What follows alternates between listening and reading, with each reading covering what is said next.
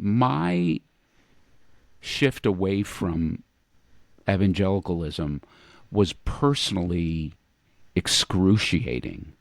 It tore my heart apart. It tore my relationships apart. It put my reputation with my 30-year ministry in the drain. My wife and I didn't go through it the same way or at the same time. I lost incredible friends, and so what were those personal experiences like for each of you? Does anything I'm saying relate? Does that yeah?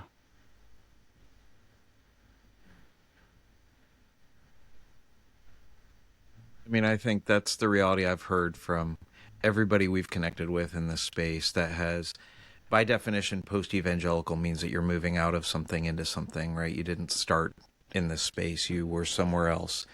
And having been embedded in that space, and particularly like most of the folks that I'm connecting with, and probably several of you are too, are people that are leading in this space. So they were leading in an evangelical space, and so yeah, there's all these like, it's when you are in the ministry space, it's like the way that you make money and who your community is and your belief system and all those things are all sort of like wrapped up together, and you tug on one of those and you have this like falling apart of all of them.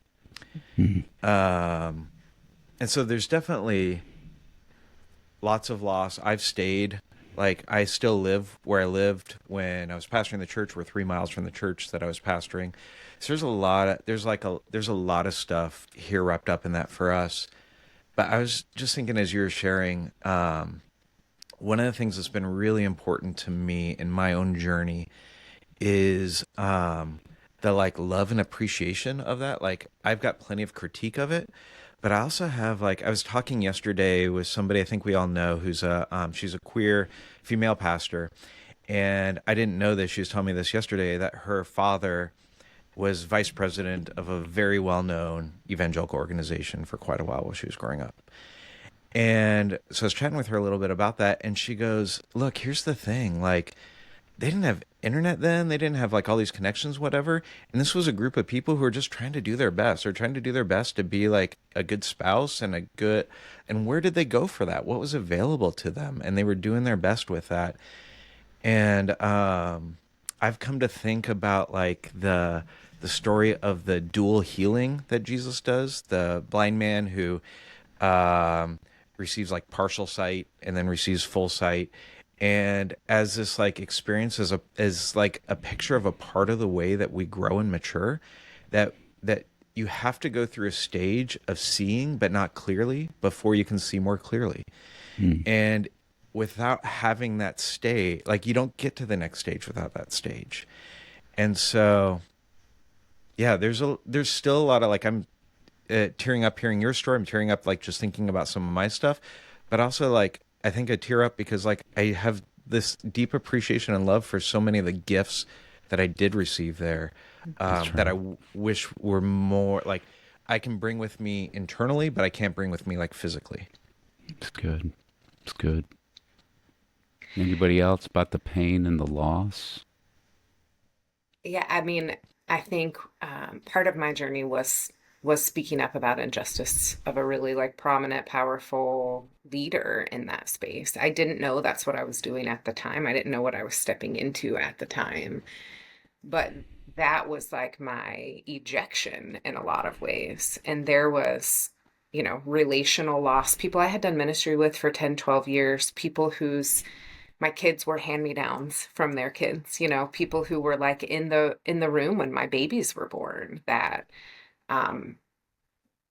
there was, significant relational loss, and just, vocational loss, financial loss, the sort of, some of the theological foundations that my life was oriented towards, right? Like all of those things, when the sort of the revealing of what was actually there, not what we said, but what we did, which is that's where you find what you believe is in what you do, not just what you say. And so my experience was so different than what I thought we were all committed to, that it was like pulling the rug out from under me. And that was intellectually, that was emotionally, it was relationally, it was theologically, it was, there was a whole season, like I could hardly function just to get through it because it was so disorienting and disruptive. Mm-hmm. And there's, of course, as the putting the pieces back together, or the reconstructing, or like imagining sort of a new paradigm was more expansive, and that's been challenging to people in my life. And there was loss associated with that, with the realignments in my own life to live according to a different set of values, and to want to actually embody and live out those values meant a different way of being. And that was too disruptive or expansive for even the paradigm of marriage that I had at that time. That was very much formed in a more conservative space. And so understanding the gender roles and sort of purpose and intentions behind what marriage looks like and what flourishing looks like within marriage. My husband at the time and I landed in really different places on that. And so it led to divorce. Like there's lots of really practical costs from that. Mm-hmm. I have a family member who is still very much in that space. And I think I have to kind of tell a little bit of a redemptive story when it comes to the loss. But she and I, for 6 years, have gone maybe round and round about things that we view really differently. She was really outspoken on social media with a very sort of conservative fundamentalist view. And I would engage from time to time with her in a loving way, or ask a pointed question, and we were just together in February, and she said, "Carrie, I know that we don't agree on things of the faith. Like I have been committed to not costing our relationship." And so trying to push and pull and figure out how to show them that. She said, "I know we don't agree on many of the things of faith, and I really want to be able to write you off, but your love in my life does not let me do that. My experience of you, even though we don't agree on these things." So there's been great loss, and there's been moments like that of like, oh, isn't this a powerful expression of what I say I believe, that we can still maintain relationship also with people who believe quite differently. Man, that's great. Yeah.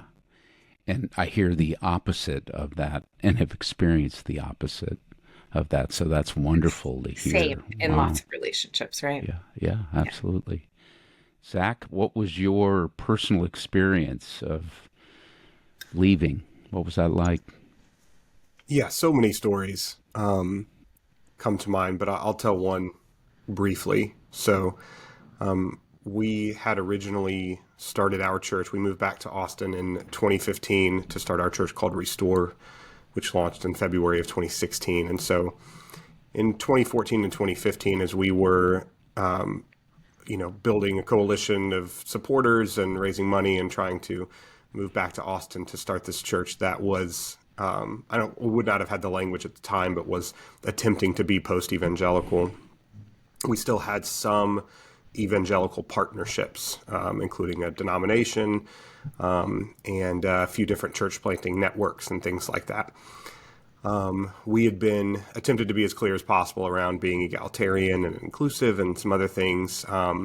But to Mike's point, there was a little bit of a different vibe in 2014 and 2015, especially with your more open evangelical churches, that just wasn't as big of a concern at that point, and became a much bigger concern in 2016 when we actually launched. And so we moved back to Austin in 2015. My now 9-year-old was a 1 at the time.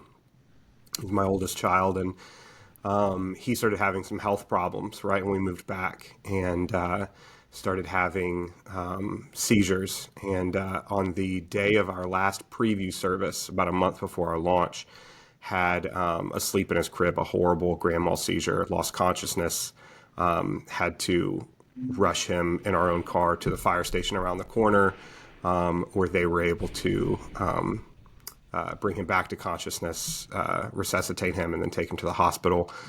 Myriad of tests and all kinds of things. He was diagnosed with febrile seizures, which are essentially fever-induced seizures for little kids that in underdeveloped nervous systems. He eventually grew out of them at about 6 and is doing well now. Mm-hmm. But worst day of my life, scariest moment of my life, holding my unconscious 1-year-old and thinking he was gone. And there were a group of pastors who came to the hospital and sat with us, prayed with us, that were connected to the denomination that we were a part of, and walked through that with me for months afterwards. So this was at the end of 2015, or excuse me, the very beginning, January of 2016. We officially launched the church February of 2016. Immediately, within a few months, we go under investigation with the denomination because of LGBTQ inclusion in various sacraments and leadership things that we were doing.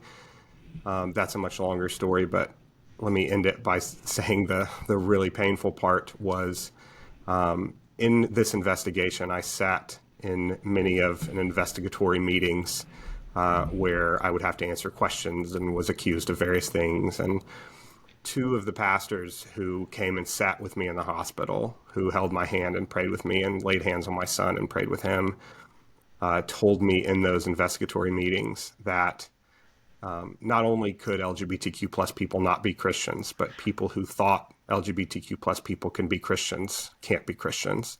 And I remember in that moment saying, "Are you saying that you don't think I'm a Christian?" And they said yes. And it was devastating, honestly. And I was 26. I was so naive and ignorant of how these things worked. These were older guys who'd been around for a while. And I very much saw them as mentors and caretakers and people who I looked up to, and people who, like I said, were with me in the worst day of my life and cared for me and my family. And to hear them just months later say that I was no longer a Christian, we were eventually kicked out of the denomination. I was defrocked and my ministerial license was revoked, and I've never heard from any of them again. That was the last conversation I had where they said I wasn't a Christian. And that kind of stuff, that's just one story. I mean, I've got a bunch of them, but they're devastating, you know, and you don't want to care what these folks think about you. And, you know, you want to wear it like a badge of honor, like, yeah, screw these guys. I don't care if they think I'm a Christian or not. But in those moments when that happens, when it's people that you have deeply cared about and shared life with and have walked through some of the most intimate and difficult moments of your life with, it's painful, deeply, deeply painful.